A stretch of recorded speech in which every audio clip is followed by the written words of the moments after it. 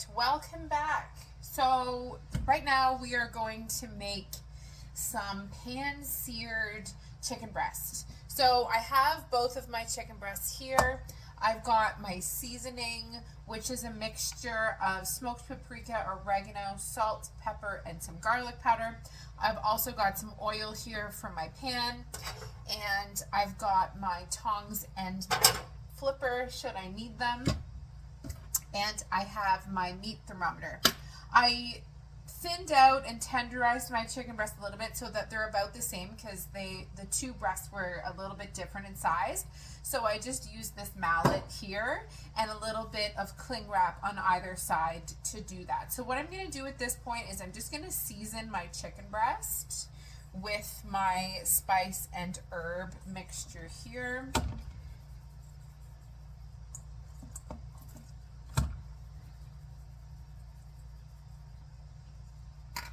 All right, nice. So that is good to go. We're just gonna leave that for a few minutes, get the pan heated up, and we will begin the cooking process. I've got my cast iron pan on the stove here. I also have this silicone cover for the handle so that you can handle it without needing an oven mitt, which I really like. So I'm just going to add in my oil into my pan here. My pan's already nice and hot. I've got my pan here on medium. I've got my oil in there, so I'm just going to drop in my chicken breast. And I always want to lay it away from me just in case any oil splashes up. And I'm going to leave that to cook about 8 to 10 minutes per side. All right, so I've just flipped my chicken breast here, and as you can see, I've got a really beautiful browning that's happening on it, which is also known as the Maillard effect.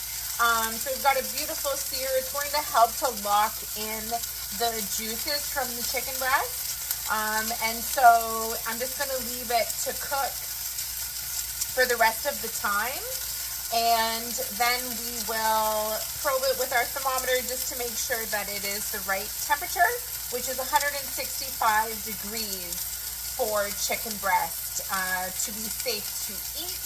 All right, so I'm just going to check my chicken breast here and see what the smaller one is sitting at, just because I don't want to overcook it. So I'm just going to pierce through the chicken breast and just see what my thermometer comes up to.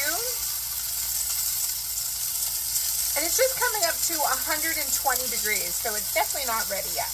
So I've just got my meat thermometer in my chicken breast here, and it's just sitting at 159. So I'm almost at the temperature that I want it to be, but not quite. I'm going to probe this smaller one here and see where that is sitting right now. I've just got my meat thermometer here. I'm going to probe this smaller chicken breast. Just want to see where it's sitting at, because it might cook off a little bit faster than the larger one that I have here. So the proper way to probe a piece of meat is you want to slip it in lengthwise and make sure that it's not touching the heat source as well, because change the temperature.